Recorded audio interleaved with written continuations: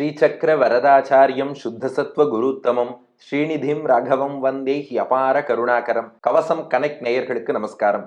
திருவரங்கத்தமுதனார் அருளிய ராமானுஜ நூற்றந்தாதியின் 28வது பாசுரத்தை இன்றைய தினம் நாம் காண உள்ளோம்.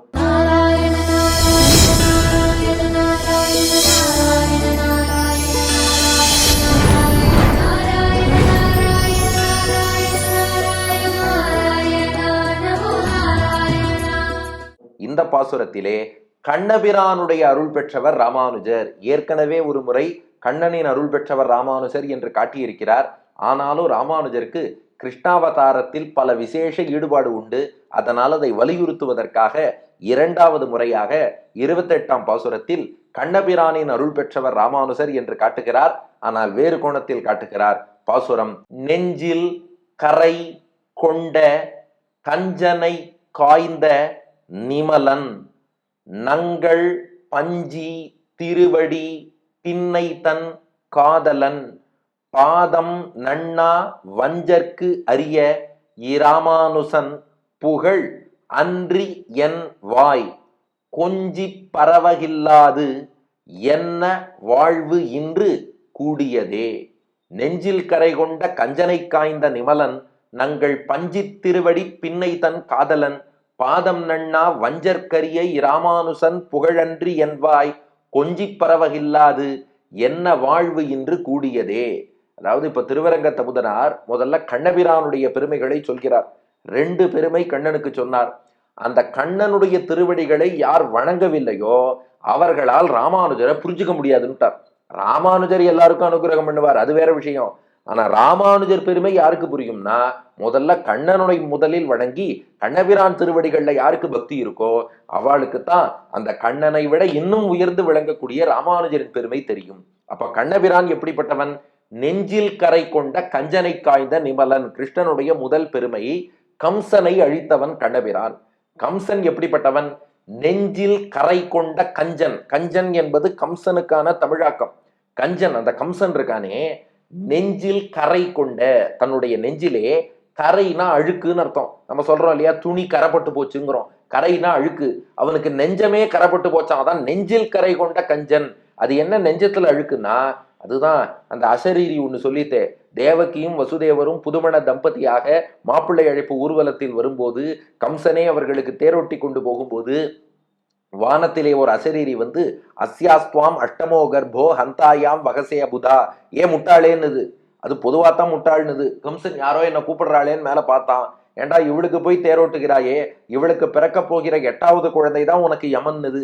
அந்த நாள்லேருந்து ஆஹா 8வது குழந்தை 8வது குழந்தை 8வது குழந்தை, என்னை கொல்ல போகிற யமன் யமன் யமன், நாராயணன் வந்து பிறக்க போறான், நாராயணன் வந்து பிறக்க போறான், இப்படின்னே கண்ணன் மீது கர்வம் கட்டி கொண்டு 8வது குழந்தை பிறக்கிற வரைக்கும் மட்டும் இல்ல, கண்ணன் தான் ஒருத்தி மகனாய் பிறந்து ஓரிரவில் ஒருத்தி மகனாய் ஒழித்து வளரன்னு இவன் ஆயர்பாடியிலே போய் 11 வயது வரைக்கும் வளர, அந்த ஒரு 11 வருஷம் இத்தனை நாளும் கம்சன் என்ன பண்ணான்? நெஞ்சிலே கரை, அதாவது பகவானை அழிக்க வேண்டும் என்று பகவான் மீது துவேஷத்தை வளர்த்துண்டு அந்த அசரீரி வந்த நாள்லேருந்து கம்சனை கண்ணன் அழிக்கும் நாள் வரை நெஞ்சில் கரை கொண்ட, பகவான் மீது விரோதம் என்ற அந்த கரை, அந்த தோஷத்தை நெஞ்சிலே கொண்ட அந்த கஞ்சனை கம்சனை காய்ந்த விமலன். காய்ந்த அப்படின்னா காயறதுன்னா எரித்து அழிக்கிறதுன்னு அர்த்தம். கிருஷ்ணன் என்ன பண்ணானா, நெருப்பென்ன நின்ற நெடுமாலேன்னு ஆண்டாள். அந்த மாதிரி 11 திருநட்சத்திரம் பூர்த்தியான நிலையில் கண்ணபிரான் ஆயர்பாடியிலிருந்து மதுராவுக்கு வருகிறான். கம்சனுடைய அந்த சபையை நோக்கி வருகிறான். விற்பெரு விழவும் கஞ்சனும் மல்லும் வேழமும் பாகனும் விழன்னு அவனுடைய கோலையாப்பிடம்ங்கிற யானை பாகன், சாணூரன், முஷ்டிகன் என்ற மல்லர்கள் எல்லாரையும் வீழ்த்தி விட்டு கம்சன் முன்னாடி வந்து அப்படி அவன் தலையில ஒரு தட்டு தான் தட்டினான் கிருஷ்ணன். கம்சன் அப்படியே கீழே விழுந்தான், அங்கேயே மாண்டு போனான். கிருஷ்ணன் கம்சனோட பெருசா சண்டையெல்லாம் போடல. ஆஹா மாமான்னு ஒரு தட்டு தட்டின, மாமா உடம்புல தெம்புல போல இருக்கு, பட்டுன்னு தட்டினா பொட்டுன்னு போயிட்டாருன்ட்டான் கிருஷ்ணன். அந்த மாதிரி மாமா கம்சன் பொத்துன்னு விழுந்தான், அவன் மாண்டு போயிட்டான். அப்ப கஞ்சனை காய்ந்த, அப்படி அவனை காய வைத்து அவனை எரித்து அவனை அழித்த நிமலன். அந்த கிருஷ்ணன் எப்படிப்பட்டவன்னா தூய்மையானவன். ஆஹா கம்சன் இத்தனை அசுரால் அழிச்சுட்டாரே, அதனால பகவானுக்கு பாபம் வந்துரும்னு நினைக்காதீங்க. அவர் எப்போதுமே நீமலன். மலம்னா குற்றம், நீமலன்னா குற்றம் இல்லாதவன்.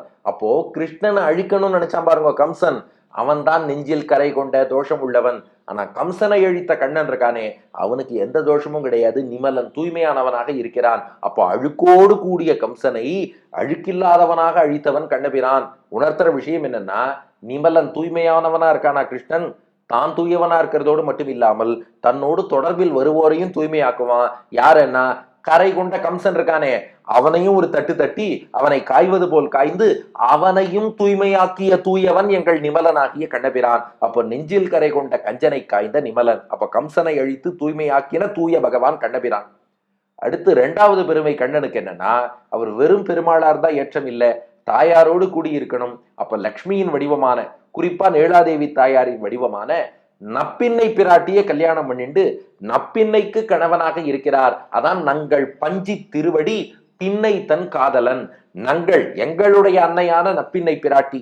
ஏன்னா கண்ணபிரானின் கோபத்தை எல்லாம் தணித்து அவன் நமக்கு அருள் புரியும்படியாக செய்பவள் அருகில் இருக்கக்கூடிய நப்பின்னை பிராட்டி.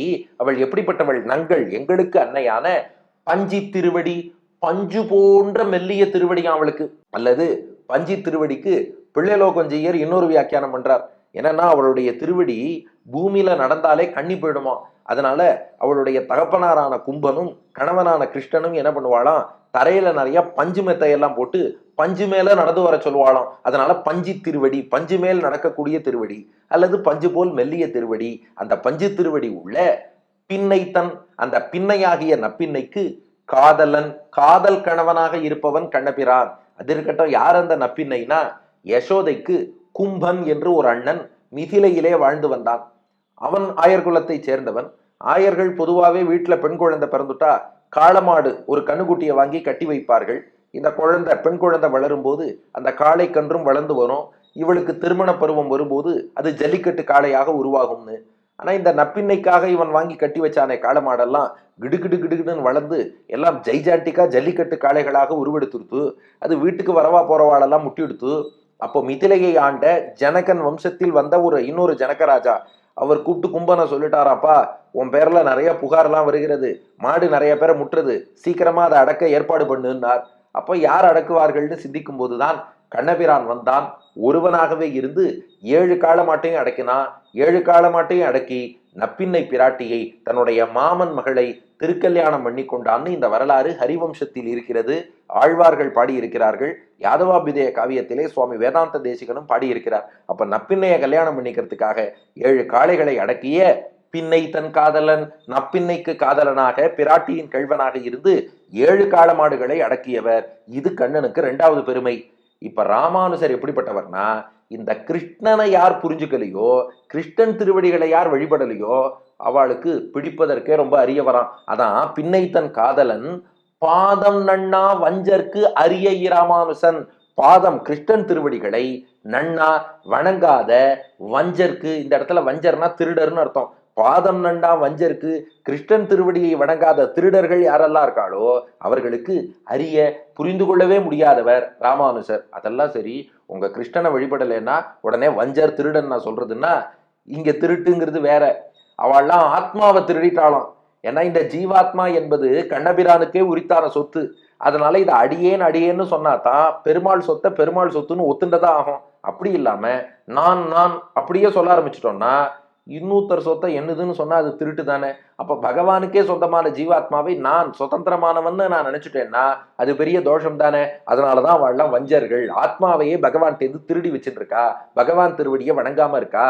பாதம் நன்னா வஞ்சருக்கு. அப்படி பகவான் திருவடியை வணங்காமல் ஆத்மா என்னதுன்னு சொல்லி திருட்டுத்தனம் செய்வோருக்கெல்லாம் அரிய ராமானுஜர். அவர்களால ராமானுஜரை புரிந்து கொள்ள முடியாது.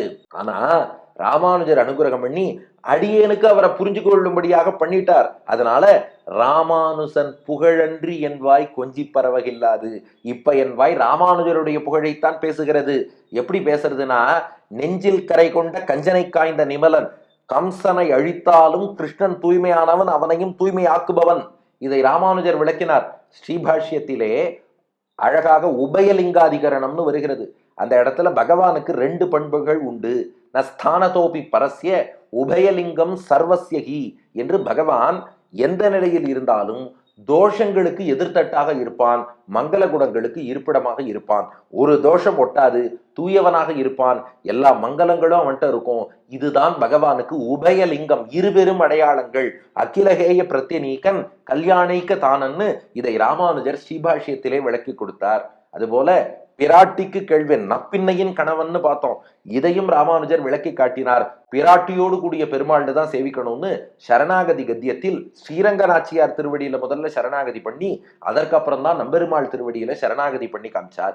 அதற்கு மேல பாதம் நன்னா வஞ்சர், பெருமாள் திருவடிகளை நாம் பற்றாமல் இருந்து விட்டால் ஆத்மாவை திருடினதா ஆயிடும். இதை வேதார்த்த சங்கிரகம் என்னும் நூலில் ரொம்ப அழகா விளக்கிறார் ராமானுஜர். இந்த ஜீவாத்மா என்பவன் பகவானுக்கே தொண்டன். பரகத அதிசய ஆதான இச்சையா உபாதேயத்துவமேவ எஸ்ய சுரூபம் ச சேஷகா பரசேஷி. பகவானுக்கு மேன்மை சேர்ப்பதற்கென்றே ஏற்பட்ட தொண்டன் தான் ஜீவாத்மா. இவன் என் காரியத்தை பார்த்துக்கிறேன்னு சொல்லிட்டா அது திருட்டுத்தனமாகுங்கிறத ராமானுஜர் விளக்கினார். அப்ப இத்தனையும் சொன்னவர் ராமானுஜர். அப்ப பகவானை புரிஞ்சுக்காதவாளுக்கு இவருடைய பெருமை தெரியாது. அதனால பாதம் நன்னா வஞ்சற்கரியை ராமானுஜன் இப்ப அடியன் புரிஞ்சுட்டதுனால புகழ் அன்றி, ராமானுஜருடைய புகழை தவிர, அவர் குணங்களை தவிர, அவர் வைபவத்தை தவிர என் வாய், அவருடைய தாசனாகிய அடியனுடைய வாய் கொஞ்சி பரவகில்லாது. பரவுதல்னா துதி செய்தல், கொஞ்சி பரவகில்லாது. நான் மற்றதை கொஞ்சி துதிக்காது. ஆனா ராமானுஜருடைய புகழை கொஞ்சி பரவும்னு அர்த்தம். அது என்ன கொஞ்சின்னா, மழலை சொல்லாதான் பேசுறேன், அவர் அளவுக்கு நமக்கு பேச வராது. ஏதோ கொஞ்சுவது போல குழந்தை கொஞ்சி கொஞ்சி பேசுற மாதிரி மழலை சொற்களால் தான் பேசுகிறேன். ஆனா அதுவும் கூட கொஞ்சி கொஞ்சி கொஞ்சி ராமானுஜரைத்தான் பரவுவேன், துதிப்பேனே ஒழிய மற்ற விஷயங்களை பரவகில்லாது. என் வாய் இனி பேசாது. இத்தகைய பாக்கியம், இத்தகைய நிஷ்டை அடியனுக்கு வந்திருக்குன்னா என்ன வாழ்வு இன்று கூடியதே, என்ன வாழ்வு, எப்பேற்பட்ட வாழ்ச்சி. ராமானுஜரை தவிர இன்னொருவரை புகழ மாட்டேன் என்ற என்ன வாழ்வு இன்று, இன்றைய தினம். இதுவரைக்கும் எப்படியோ இருந்திருக்கலாம், இன்று ராமானுஜரை அடைந்த பின் கூடியதே அடியனுக்கு கைகூடி விட்டதே.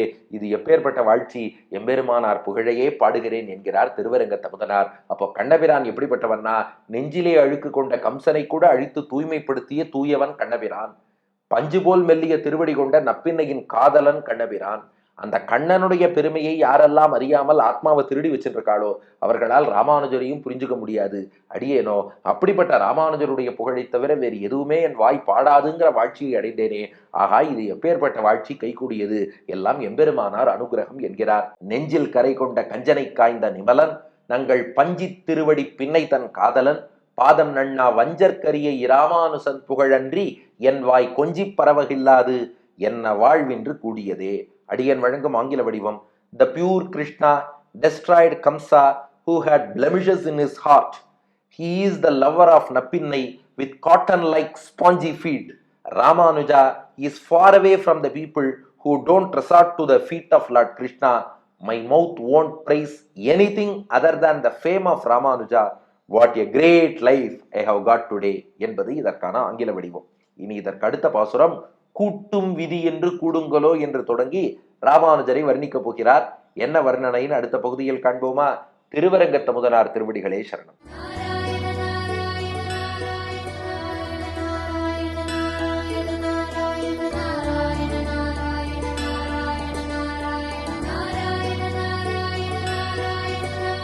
நெஞ்சில் கரை கொண்ட கஞ்சனை காய்ந்த நிமலன், நங்கள் பஞ்சி திருவடி பின்னை தன் காதலன்.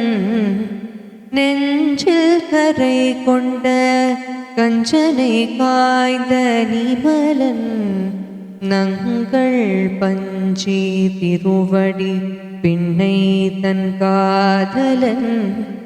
பாதம் நன்னா வஞ்சற்கரிய ராமானுச புகழன்றி என்பாய் கொஞ்சி பரவகில்லாது